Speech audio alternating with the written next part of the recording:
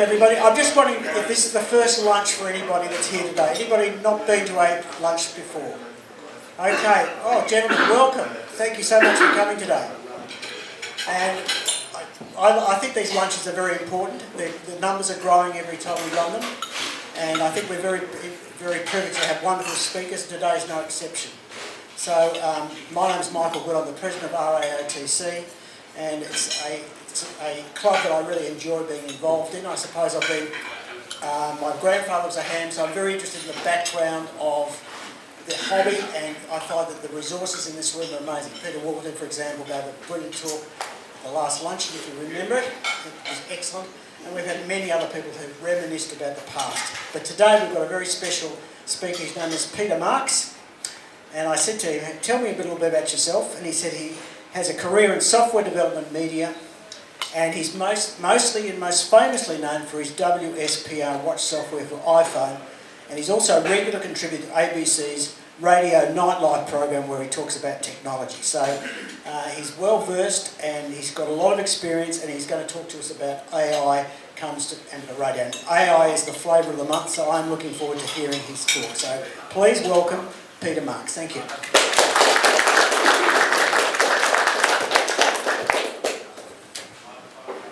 Thanks, Mike. Don't kick the cable out. I won't.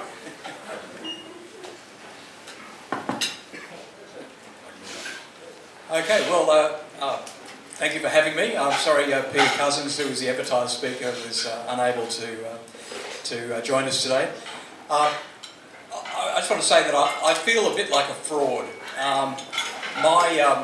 My grasp of complex numbers and mathematics involved in digital signal processing and these things is paper thin.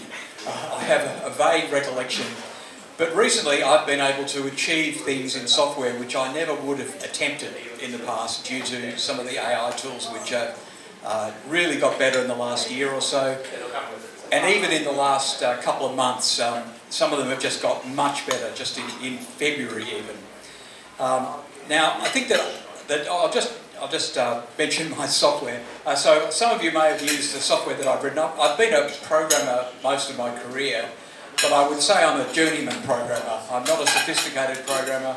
I sort of bash away at things and I get things working. And the software that's known in the ham radio community is this WhisperWatch app, which is on phones and iPads.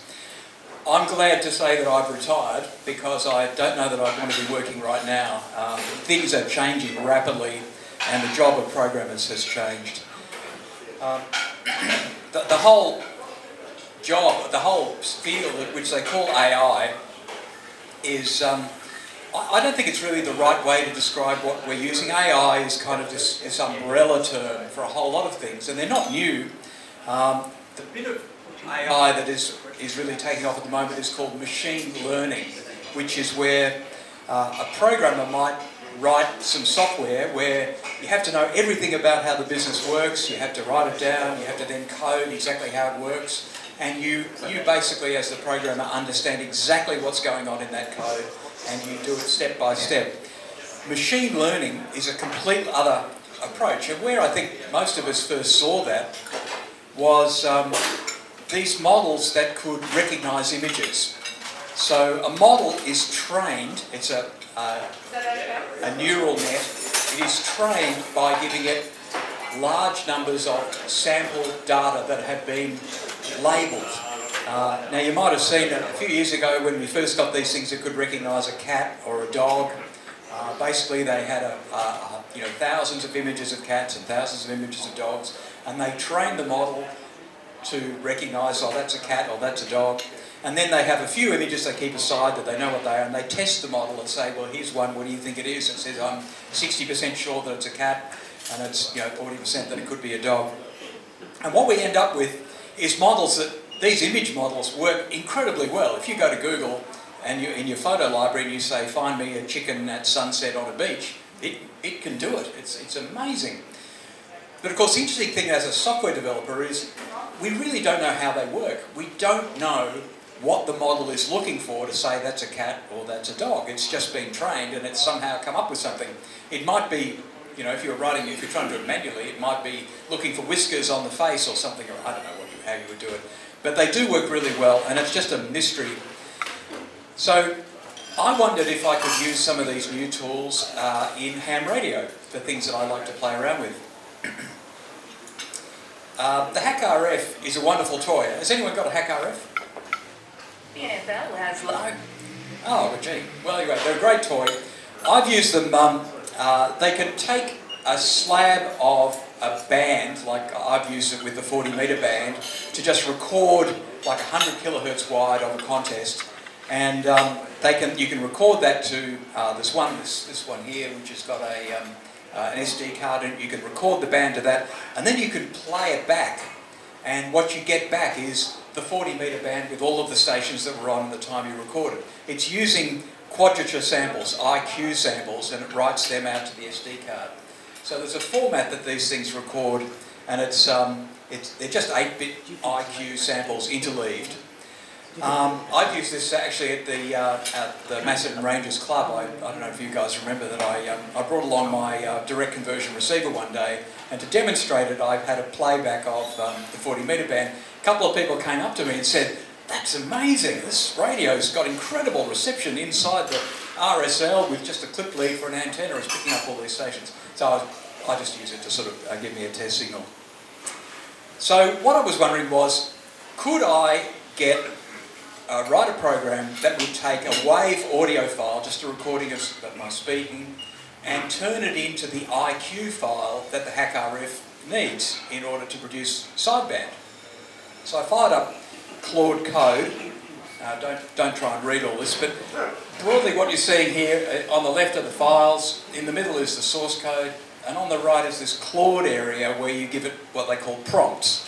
Now, in this environment, and this is called Visual Studio Code, you set up a folder. They're very worried about these things going crazy on your computer and deciding to delete everything, which they could do. So you get a folder and you give it permission to do things in that folder only. And it can read everything in there, and it can edit the files with permission, or it can write new code for you. So basically what I did was I fired it up, and then I started some prompts. Now don't bother trying to read all this, but this is exactly what I gave it. I said, create a Python command line tool that reads a WAV file and produces the C16 raw complex file and a text file. Just described it to it. It was also able to go out to the internet and read the documentation for the Hack RF and figure out what that needed. And it did it and seemed to work, but then I added a command line switch to say I want upper sideband or lower sideband. Now bear in mind, this is something I've thought of, but I wouldn't have dreamed of writing it myself. I just wouldn't have known how to approach the maths. It would have taken, weeks of study to do it. So it did this in about 60 seconds. It just went, whoop, there you are. And so I gave it a WAV file of me speaking, and then I played it back, and this is just on a ham radio. Strong wind warning, southwesterly winds, knots, waves to 1.5 metres. Currently in Melbourne, it's 19 degrees. Headers are offering a free break. If I've triggered the TV to come on or something. Anyway. So that was a lower sideband signal, actually quite high fidelity produced just in software from a WAV file, and you could actually write this is what SDR software does, the stuff that like a flex radio and things like that. Anyway, this is just a little bit of an example of something that I thought would be great to have, a tool that could take a WAV file and produce sideband output, and it did it. So I thought, wow, that's interesting. What about something a bit more challenging? So I've been involved in the FreeDV digital voice project for a while. Now, a lot of you would be aware of other digital voice on VHF, things like D-Star, C4FM, DMR, P25, these things. They're all closed source codecs, and these codecs, or vocoders, were written by hand. They are handcrafted. And typically what they do is they take speech. You can't just send, or you could, but you need to narrow the bandwidth required to send that data over the radio. So they tend to use all sorts of tricks to turn speech into a sequence of numbers that can be transmitted, and then it gets turned back into speech at the other end. But as you're probably aware, things like DMR, they sound rather robotic. They don't sound terribly good at just doing these handcrafted things. Now, digital voice over HF has a number of advantages. The FreeDV stuff, one of the codecs that was very popular was 700D, or was in the past anyway, which is just 700 bits per second to send speech. But it is robotic sounding speech. It's not a pleasant thing to listen to. The new version uses about a bandwidth of just 1.5 kilohertz, and it's now quite competitive with sideband. I'll play you an example in a minute.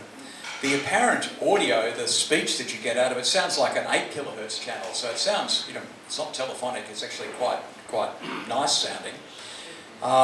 And this project, the FreeDV project a few years ago, received funding. Dr. David Rowe, VK3TPM, has been working on it. It's all open source, and there's a couple of people working on the project. We received funding from RAOTC, which is a group that used to run the 44net, the packet radio network. It turned out that a whole block of IP addresses, the 44.0.0.0, turned out to be worth millions of dollars. And they cleverly, because there wasn't much packet radio users going on, they've been selling it off. And so they made this a lot of money, and what they've been doing is they've been allocating that money to interesting software projects or interesting projects in the ham radio sphere. Part of it is that they don't want to waste their money, so there's a structure that we have to have, there's a non-profit organisation behind it, and there's a thing called the Project Leadership Team, and I was invited to join that team in 2024, partially because I've been interested in FreeDV for a long time. In fact, I met VK3RV, Peter Wolfman, and we first met on FreeDV when I was living in Sydney. And we've been mates ever since, really. So that's David up top left waving. We have monthly meetings where we talk about priorities for the project, and the team is UK, US, Australia. Munir in the middle is the guy that looks after the FreeDV application. They're all terribly clever guys. I'm the least qualified, least intelligent of the group. However, I do come up with some wild ideas. So the goals of the project are that we really want to be competitive with single sideband, which is a really tough thing to do. Single sideband is a very efficient mode on HF radio, and to beat that, so the old version, Codec 2, was about as good as sideband, not better. But the new version, called RADE, is better, as you'll see. So every month we have to report on what we're doing, and we're promoting FreeDV, and it's really starting to take off just in the last year. There's an app that you use, the FreeDV app. It runs on Linux, Mac OS, and even runs apparently on Windows. There have been different versions of the algorithm, but what's happened now is that machine learning has started to be used in the product, and it's really revolutionising it in terms of the quality and some other things I'll get to. So as I said, machine learning gives you a black box. As I said earlier, we really don't quite understand how it works, and basically we're now using it in three ways. The codec that takes speech and turns it into what are called features. So basically what it does, it listens to audio samples and it says, I'll get the pitch out of it, I'll get the loudness out of it, I'll get, is it a consonant or a vowel, just a few different features. It turns your speech very efficiently into a sequence of floating point numbers. And then you transmit the floating point numbers to the other end, and the vocoder takes the features and turns it back into speech. So what we're doing at the moment is, and this is work that came from a project called LPCnet. It's actually part of the Opus project. So it's an open source codec, voice codec. It's a project, I think it was started by Amazon, and it's used for a whole lot of things, including WebRTC, Discord uses it, Zoom uses it. So these are things you're probably using it already without actually realising the way it works or what's doing it. Previously, the machine learning was very expensive. It needed a lot of CPU and a lot of memory, but LPCnet was a breakthrough in 2019 that brought down the requirements, so we can run it easily on a single computer and maybe eventually even on, in fact we've got it running on Raspberry Pis and things like that, quite small. So what happened was Jean-Marc Vallin, who who's the academic behind this, contacted David Rowe and said, hey mate, why don't you start using some of this stuff in FreeDV? And he also had another suggestion, which is that you could make a machine learning model to transmit the data over an HF channel. Now, unlike internet speech, when you say doing a voice over IP call over the internet, with internet voice over IP, you either get the packet or you don't, but you don't get errors typically. Either the whole packet is dropped or you either get the whole thing dropped or not. But of course over an HF channel you get all sorts of crazy effects. You get selective fading, you get noise, you get all sorts of errors. So what happened was David, with help from Jean-Marc Valin, trained a model to send data over a simulated HF channel, and he simulated it in a whole lot of different ways. Selective fading, noise, all these sorts of things, and the model figured out how to send it. So this is a test I did with VK5 Jack in Adelaide. So we talk on that, we have a FreeDV net, which I'll come to a bit later on. So I got Jack to transmit a switch between sideband and FreeDV RADE V1.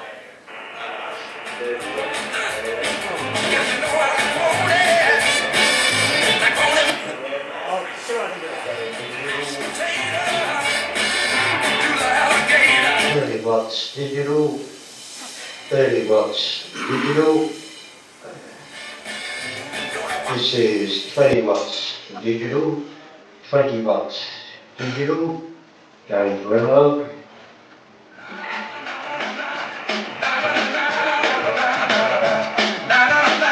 Need somebody help me say it one time. I don't know why it's doing that, but anyway, sorry about that.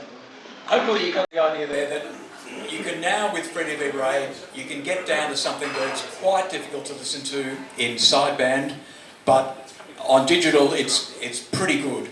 And we've done a number of tests that basically I feel that we can get down to a level where you would be really struggling to hear a sideband signal, but you can get through the digital voice signal quite well.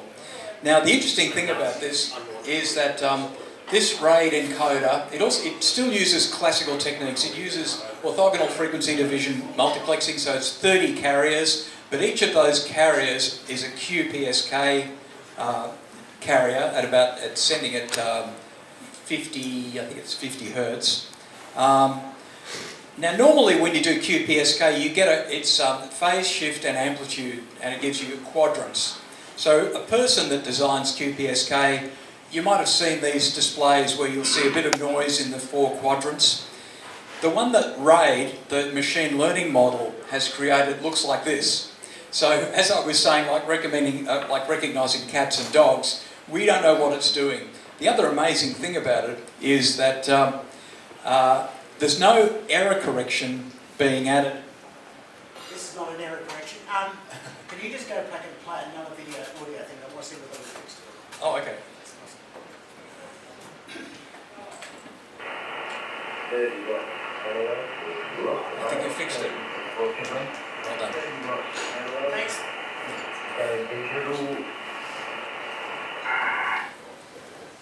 Right. Yes. So, well done. Previously with FreeDV, there was forward error correction, so extra bits added into the data that could then be used to correct errors over the channel. But in this case, the model, the radio autoencoder model, has figured out its own way of doing it. So it's obviously doing error correction in there somehow. We don't really understand what it's doing. You always get the music you like. Sorry? Do you always get the music you like? Do I always get that? I don't know. We'll have to do some more experiments. It's fascinating.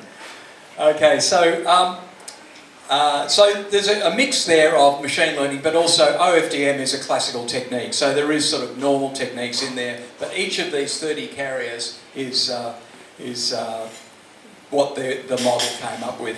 As I said, the bandwidth of these carriers total is about 1.5 kilohertz, but the audio you get out sounds much better than that, as you heard. Okay, so This current implementation of the RAID autoencoder was written in Python. Now Python, the scripting language that I mentioned earlier, which I got it to do the hack RF code in, Python is frequently used for prototyping. It's a wonderful scripting language. It's particularly strong in machine learning. There's a library called Torch, PyTorch. There's SciPy and NumPy, and these are used for maths and they're used for signal processing and things like that. So David trained the model using Python Torch, and the whole thing is written in Python.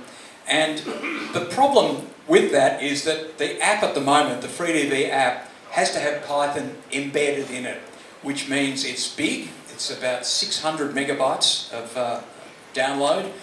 It's got a whole embedded Python interpreter in there. It's big, it's a bit slow to start, it uses quite a lot of memory. And so for a long time we've had on David's task list the task of porting all the Python across to C. So I was thinking, I wonder, it's quite a big code base and it struggles to run on small machines. We couldn't get it. It's been a problem for web SDRs and so on. The code base is enormous. It's 114,000 lines of code in there. So I've been sort of looking at the code and really scratching my head to try and figure out how things work and what hooks into what and everything. So porting it has been on David's to-do list. Of course, he's been procrastinating about it. I hope you don't mind me saying this, David. I feel he's been procrastinating about it because it was a big task. As he said, he could work on it for months and what he would produce is something that works exactly the same. It's just smaller. So it's not an attractive sort of job to do. So, encouraged by my hack RF experience, I thought, could Claude do this job? Of course. I don't want to give it away. So, what I did was I fired up Visual Studio Code. I made a folder. I put all of the source code of FreeDV in that folder because you give it a folder to look at. I also gave it David's academic white paper, which is a PDF of how the thing works, how it was trained. And I gave it all of that stuff and I said to Claude, have a look at all of this and tell me what's going on. And it sort of went thinking, you know, combobulating, blah, blah, blah, blah. And then it gave me a really good description of how it all worked. And I said, basically I said, I want you to port all of the Python code across to C such that Python is no longer required in the app. That's pretty much word for word what I said straight off. And it does need context, as it's called. Now, context is all of the stuff it reads, what you tell it, all that kind of thing. And these models, this is a huge job, 116,000 lines of code. It sort of had to think about it for a while. And what it does, it reads a lot of stuff and then it starts to run out of context. It's like it's working memory, if you like, and it would then compact down. But even in the last month, that problem has got better. It's got better able to handle large amounts of code. I mean, for a human to read 116,000 lines of code would be months of study, and it did it in a couple of minutes. It was amazing. When you're prompting, you do need to be able to say what you want. You need to be specific. And one way of doing that is to give it tests. Say, here's the test, and I want you to do the code such that it passes this test. So, it's also very optimistic. It tends to say, yeah, I've done all that, and you try it out and it hasn't done it. So you do have to be a bit careful. It wants to please, and it'll say I've done it when it hasn't. You have to sort of go back and say, no, that's not quite what I wanted. Sometimes, I wouldn't say it's cheating, but it's overly optimistic. Anyway, about a day, and I wasn't working on it full time, I was going in and out of the shack and it would see what it was up to, and sometimes it would ask me questions. After about a day, it appeared to have done it. And we have the project leadership team has a discussion board where we talk about the project and what's going on. So I put up a post in that and I said, I think Claude can do the port. Anyway, David rang me in about 120 seconds and said, no, I don't think that's the case. It's I think the phrase he used was, it's many months of expert work, and he's an expert. And I said, well, and at the time I still had all the Python in there with the C code beside it, and I sort of came up with a few ways of testing it, and it did seem to have worked, but it still had the Python in there. I wasn't sure if it was cheating and handing it over or something like that. So I had to test carefully. So what I did was I got it to make a decoder tool which could take a WAV file recorded in the FreeDV app, so it's the off-air signal, and produce a WAV file which was the decoded audio. So I got it to do that, and it worked. And I was able to hear a recording that I'd made decoded. So, well, okay, that's good. So next I made an encoder that could take a WAV file of speech and turn it into the on-air thing, and it did that, and then I ended up with that on-air file, which I then fed back into the other one, so I had a complete loop. And that all seemed to work, and sounded the same as it did out of the FreeDV app. So I had this round-trip thing. So the next step, and I was posting saying, well, it seems to work, and I split it off. I split a new project off that didn't have any of the Python code in there. And as I said, the team were pretty sceptical about it. So I sort of carried on, and I thought, well, I need to make an app that I can put on the air, which is quite a big step. So I got Claude to make, actually, this app that you see here. Now these things here, this is a GTK app on Linux. I said, make me a spectrum showing the incoming RF audio signal, and it did that one. I went, oh, okay, nice. I said, make me a waterfall, so it made me a waterfall, and I said, put a scale with the frequencies across the bottom. Yeah, it did that. I've got volume, a level meter on the input and a level meter on the out. These things, I just asked for them, and it went away and did them.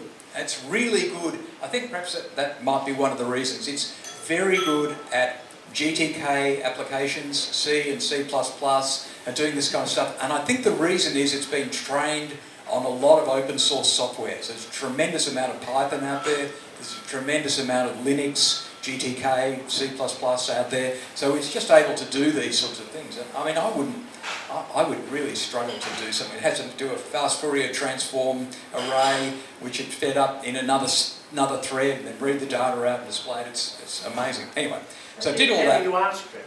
Do you ask it you type it, text or speech? You can actually speak. I use text, because then you can go back and grab it. So that user interface I showed you earlier has this kind of chat window on the right-hand side. And it will write code, and then it will compile it, and if there's an error, it'll say, oh, hang on, there's an error, I'll go and fix that. And you can. So it's like a chat. So it doesn't, at the moment, you can't just let it go, because sometimes it also misunderstands what you're asking for, and you get something that's not quite what you want. But I had a lot of things. I mean, this was all done within days. So I made an app, and I used it on air. I've sort of gradually fleshed it out. So this is VK3 Joe, who is a very regular on FreeDV RADE. Going through the L4 button there, that driver has to be putting out the full VHF power, which, well, I don't know how much power, but if it was 100 watts, you'd expect 70 volts RMS. I won't play the whole thing, but this speaker isn't great, but it actually sounds quite good. Now, Joe, VK3 SRC, is particularly careful about microphone levels and mics and things like that, so he's probably the best example that you'll hear. There's a lot of people on whose mic level is way too low, or clipping, or things like that. But it's a good example of how it sounds. Now, bear in mind, this is, there's a lightning storm going on, there's noise, all this sort of stuff, and you're getting something with no background noise at all, and pretty nice to listen to. So I run a net on Sunday mornings, 10:30 on 40 metres, and so what I wanted to do was I fleshed out this program to basically allow me to run the net, which I thought would be a good torture test. So I'm interacting with people who are using the normal FreeDV app. They can hear me, and they all seem to sound fine. I can hear them. There's this thing called the FreeDV Reporter, and I've built a client to that. Got Claude to build it. Now, you remember I said that the FreeDV app is about 620 megabytes in size. If you install it on Windows, it has to go and download Python. It takes a long time, and it's just this giant thing. 600 megabytes. The app that Claude and I have built is 16 megabytes. It's tiny, and it doesn't do everything that the FreeDV app does, but because it's pure C, it's a fraction of the size. It's a tenth of the size. It also runs really fast, and we've now got it running. I was contacted after I put it up. It's all open source. I was contacted by the OpenWebRx group, who had those. Actually, OpenWebRx Plus. So it's one of the web SDRs, and they asked for permission to build it in. I said, sure, go if you like. Anyway, David and the team were, I think, rightly sceptical. You know, they're basically saying, you can't have done this. And I openly said, I don't have the skills. I don't know what I'm doing, but I'm playing around with this stuff, and it appeared to work. Anyway, on the 15th of March, that was the other thing. David said, I won't believe it until you pass all the tests. He's got a test suite. So now what's happened is David has forked my code and Munir, and they put the whole test suite on it, and the C port passes all of the tests that they normally apply to the Python code. So basically it's validated. So with that, the team on the 15th of March had a meeting and voted to adopt the C port into the project. So there will be a version of the FreeDV app that has this code written with AI. So I think that the interesting thing for me is this app has got more AI in it than any app I can think of. It's used in speech to features, it's used as the radio autoencoder for the modem over the radio, and then it's used Fargan going back out, but also the port has been done using AI as well. So what have I learned about using AI for coding? It is shocking sometimes how good it is. It doesn't always work. You still need to read the code. You know, you still need to have a look and see what it's done, and you need to validate that it's done the right thing. And review it and make sure it's not doing something simple. Munir did find an out by one error in part of the code. There's a thing called the EOO packet, which is sent at the end of an over that gives you a call sign and things like that. So there was a slight error in there, and the other one is there's a thing called the signal to noise estimator. Because what's going over the radio is all done by this machine learning model, we don't have a pilot signal that we can use to measure signal to noise. It's very good to be able to see what the signal to noise is. So David came up with an estimator, and the estimator, the port of that, came up with different numbers. Not wildly wrong, but slightly different. I think it was some sort of floating point rounding error, something like that. But anyway, in the end, we've got it close now. If you point out, oh yeah, I love this. This is Claude code. If you ever say, look, that's not correct, it goes thinking, and then it goes, you're absolutely right. So you can actually buy t-shirts that say, you're absolutely right. So I've had a fantastic experience using AI in these different ways. I think there's huge opportunities in ham radio for using AI. I don't think it's anything to be scared of, but the job of programming has changed. You still need to be able to say what you want, and you still need to be able to test what it gives you, but the boilerplate coding, the user interface stuff, it's just a different world. I'm able to say, I want a new button, put it to the left of the transmit button and say this, and when I click on it, show a window, and then it just goes, yeah, done. And the code it writes is better than what I would write. It knows, because it's read all of the code in the world, it knows the right way to do things. I can think of a number of applications that are obviously begging to be done. I know there's some work, there's something called RNN, the noise removal using machine learning. And that's an obvious one, just recognising what signals are what. It's always been a problem if you're using FLDigi and you see some digital signal that could be used. Anyway, all sorts of things. Obviously, captions, other sorts of autoencoders. I don't know why we haven't got the Morse code problem completely solved. I've had a couple of goes at it myself. It's a difficult problem, particularly hand-sent Morse. Maybe you could think of some other ones. So a good start is just to play with FreeDV RADE. FreeDV RADE, soon we're going to have a version which is much smaller that has the C++ or the C port in it, which will be a great day. We expect to get quite a lot of attention as a result of that. So I just wanted to talk about what is machine learning. Nothing to be scared of. It's a great technique. We really don't understand how it works under the hood, but it's something that's evolving so quickly. As I said, just in February, the Claude models got better. The FreeDV project, a fantastic project, going really well, and probably a tough job for just to test out the tool.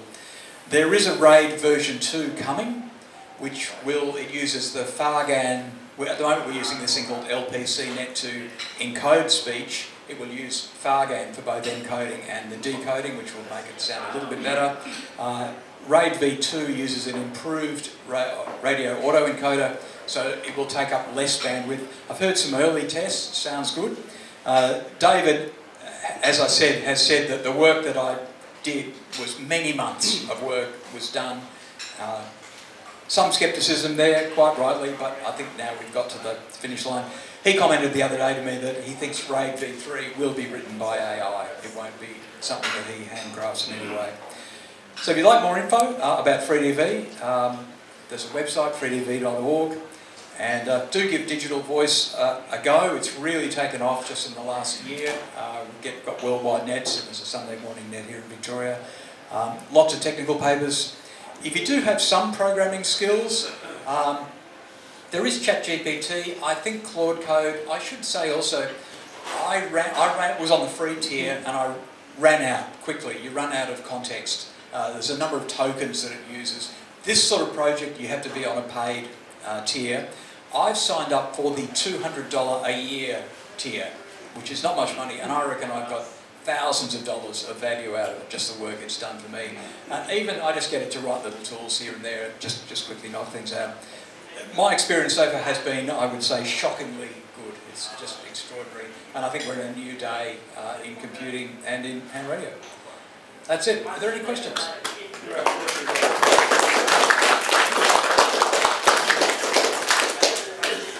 Is anyone using it? Yeah. If you tune into the, you're saying you're using on 7 megahertz, if I tune in with a more analog receiver, what would I hear? You'll hear. It's like a fairly wide digital signal. It's actually got 30 carriers in it. Sorry, 30 carriers in it. Yeah. So you might have heard a tiny bit of it in that bit with Jack, where it was flipping back and forward. So what frequency is it currently? There's a couple of frequencies. Actually, sometimes there's multiple transmissions going on 40.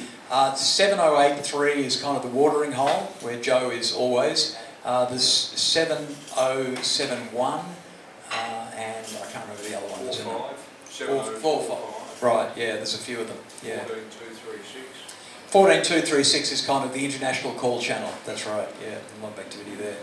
So Peter and Barry often have contacts with Jose on 20 metres, isn't it? Yeah. And if I can just say, recently experienced a direct contact instead of using SDA on 20 metres with Jose, and both ends were running barely 100 watts.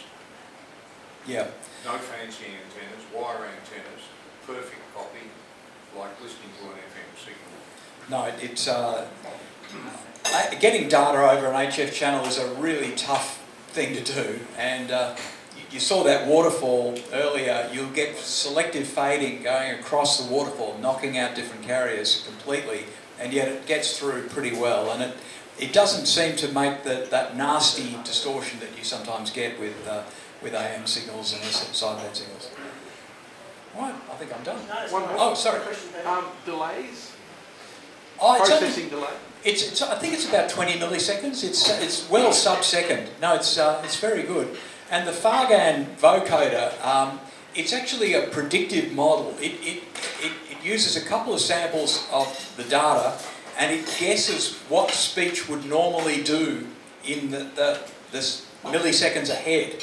So it's actually quite low, but it is one of the project's objectives is to keep the latency down, because we want to be able to have two-way contacts back and forward, that kind of thing. But no, it's shockingly low actually. Yeah. And the hardware, what is a computer to a box to an amplifier? Yeah, so you need a rig that you can talk to from a computer. So I guess that people do have a few problems getting started. One of them is ham-lib, rig control, just seems to give people trouble. Getting that serial connection going, just to do the transmit, receive and read and set frequency. And the other thing is you've got two audio systems. So you've got an audio system for the rig, and you've got your own audio system. And you don't need to, but generally I recommend using something like a USB headset. So you've got obvious, audio. You have to set up where's your microphone, where's the input to the radio, where's the output from the radio, and where's the output to the speaker, and you've got to set those things up. So people do sometimes get a bit challenged by all of that. If you've got a radio like an IC7300, all the hard parts are done because it's got USB, audio and control, and then the only other thing you need is your own headset. And but it's no more difficult than any of the digital modes. So if I go to there, it'll give me an outline of that. Yeah, in fact we've got getting started pages up there. Yeah, that's good. Yeah. And does it have like its own, you know, there's A3J or A3? That's a very good question. I don't know.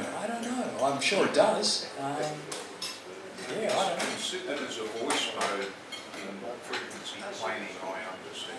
Yeah, and oddly, it uses the sideband that you would use on each band. So it's lower sideband on 40 metres and upper sideband on 20 metres, which was, I don't know when that decision was made, because most of the digital modes are always upper sideband on any band. So, I'm not sure why. I'm not sure why they chose that.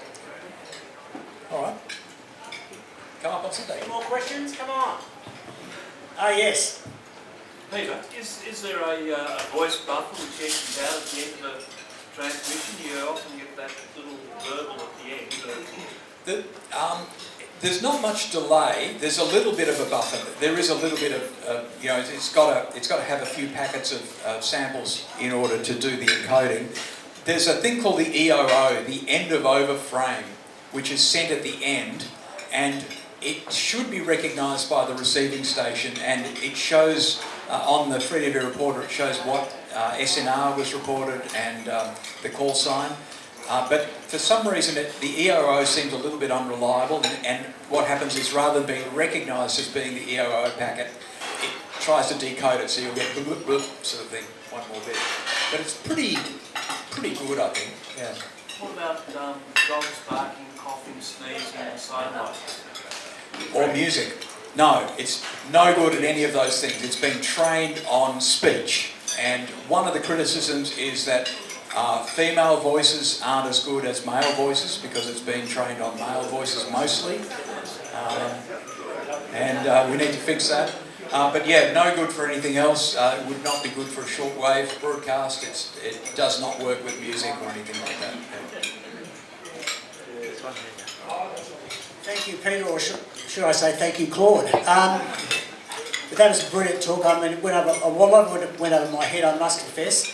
So I'm going to have to listen to the video and ask Peter some questions. But look, on behalf of RAOTC, we'd like to present you with a box. And in the box is a wine glass made by human hands in China. Anyway, thank you so much, Peter. It was a brilliant talk. And thank you.